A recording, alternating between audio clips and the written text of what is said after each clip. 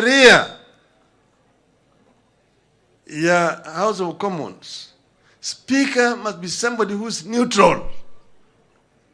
A speaker must be non-partisan. You cannot be a speaker if you remain a member or a leader of the Conservative Party or Labour Party. Huwezi. Mpaka ujizulu cheo chako ya kichama ndio wewe unaweza kuwa neutral speaker. My friend Governor sema yeye ni deputy leader for Kenya.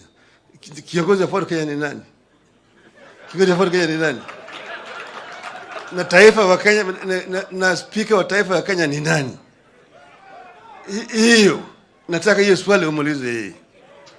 If you want to be a speaker, you must resign from being a leader of Ford Kenya. And then you can be a neutral speaker. Can be able to preside over the deliberations of parliament in a neutral way. And then also allow members of parliament to debate and exhaust the debate on a particular issue. Wakati hii sheria zote ambazo zinakuja kutoka kwa ikulu zinapita. Sheria zote zinatoka kwa ikulu zinapita. Kwa Kenya wako katika hali ya hatari.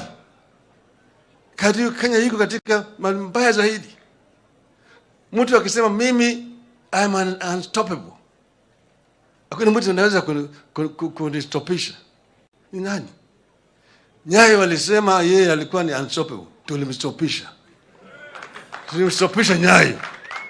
Kama tuliweza kumstopisha Nyayo, wewe ni nani? Wakenya watakustopisha. Kenyans will stop you. Kenyans have a right to stop you. Kenya cannot be ruled in a manner that is not prescribed in our constitution.